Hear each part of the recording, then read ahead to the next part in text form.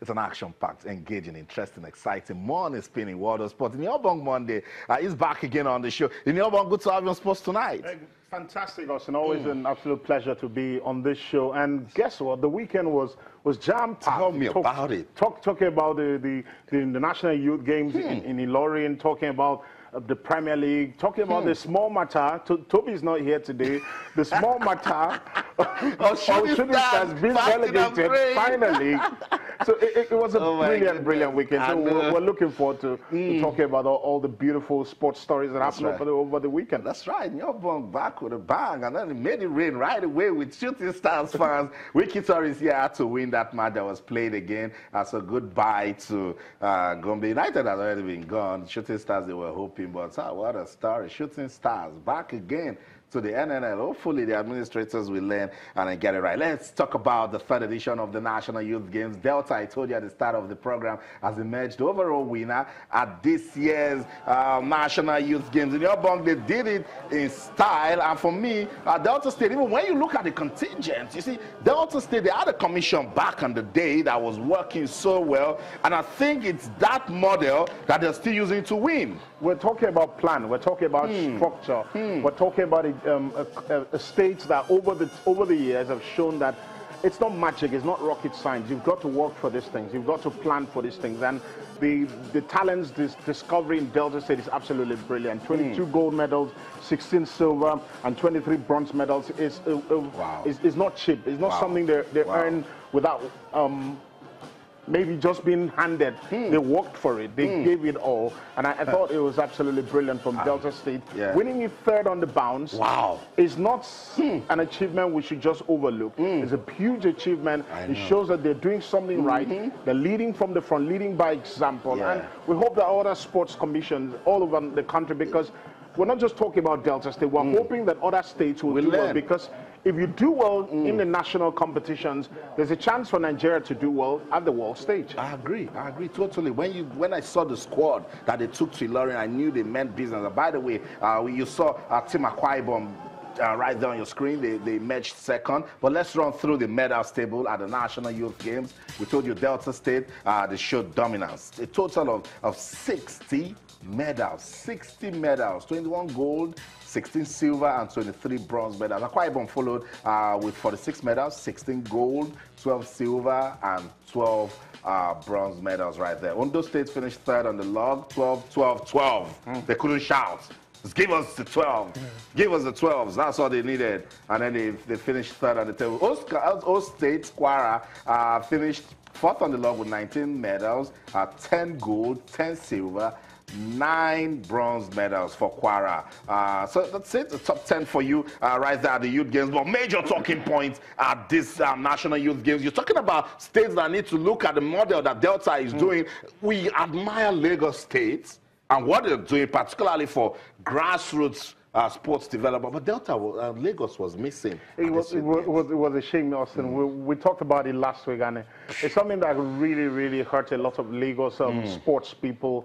And you want to look at those youngsters who had taken a long time, been training, been camping, been hoping that they will get an opportunity on the national scene at this level to really show what they can do. And it was quite embarrassing, quite shameful, to be honest, that Lagos State didn't have representatives at the just concluded games. And we hope that this doesn't happen again, because Lagos is a major state when you talk about pool of talent in terms of you go around everywhere in Lagos, every street, every place in Lagos, you're seeing sports people. So we hope it doesn't happen again. It's not something that you don't want to be in the shoes of those youngsters. Yeah, and I know. I mean, the youngsters, they've been lamenting. We've been getting calls. Even parents don't like it.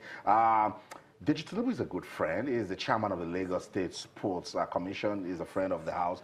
We would like to have Deji here and then explain some of the reasons why Lagos was missing the National Youth Games. Still on the National Youth Games, let's talk about this one. The Minister for Youth and Sports in Nigeria, Solomon Dalong, he says, look, I want to lead a fight against age cheats. And he has announced that only athletes below 15 years of age will henceforth be allowed to take part in the National Youth Games. So we keep a benchmark. These are the persons we want, so that we can monitor them. If you are below 15 and you take part in the Youth Games, we don't give or take. You have nothing less than 15 more years to give to the sport. You've got to give credit to the Honorable Minister of Sports for all the punches he has taken since assuming office.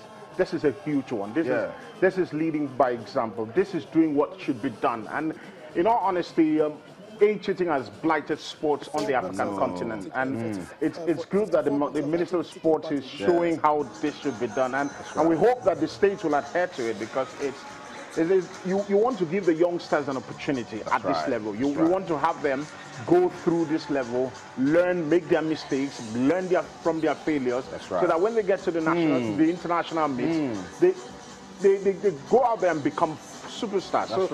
I think the minister has done well, and we should give him a lot of credit. We'll give him a lot of credit, but minister, please put action to words. You know, we don't want that the next edition will say we consider this and that. If we're saying that yes, we want to do this, so we understand that the objective of the youth game is to achieve young talent and reduce age cheats, so be it. Let's put action to words and make sure that it is done. And I totally agree to it. I really do, because at this youth games, it gave us an opportunity to see young talent. You saw the gymnasts. A lot of people don't know about gymnastics. So if you have, we have kids, 9, 10, representing China in gymnastics at the Olympics. Austin, when you talk about Michael Phelps, the greatest Olympian of all time, who competed at his, who showed up at the Olympics for the very first time as a 14-year-old, that's the model. That's what you're looking for. You're looking forward to having a 17, 18-year-old Nigerian compete at the Olympics. It will be outstanding. So, and I think the minister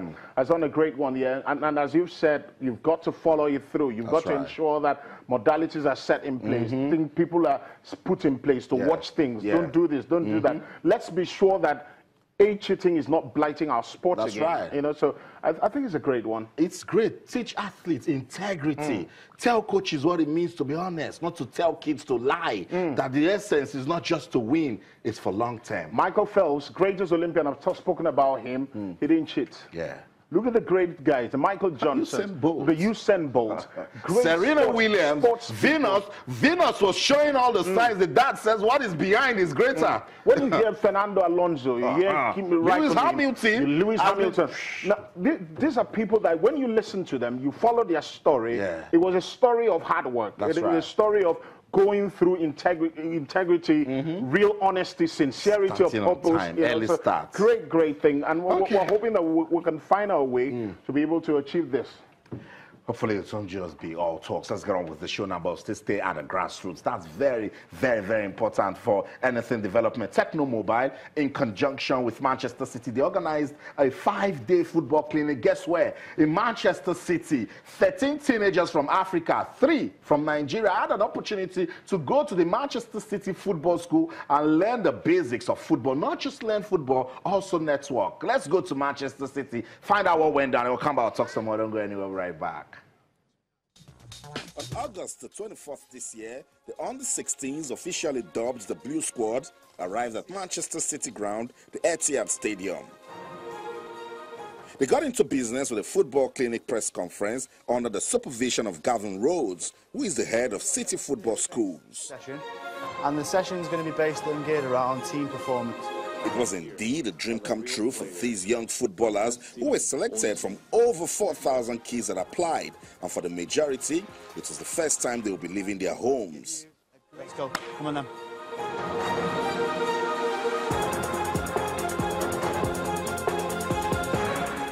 For some of the youngsters, the experience goes beyond playing football. It has given them reasons to have big dreams.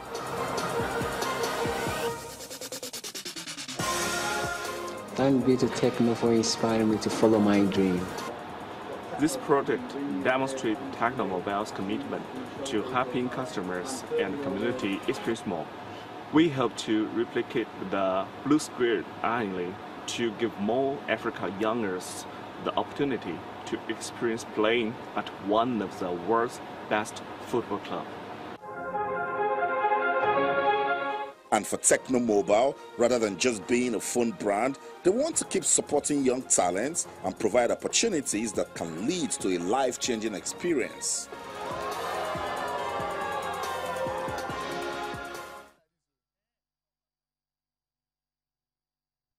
Isn't that lovely? It's talking about catching them young. Techno Mobile right there with Manchester City, putting smiles on the faces of those kids. Sports Tonight on Channels Television. We'll go on a quick break now. When we come back, we'll give some love to the Falconets. Don't go anywhere. Stay.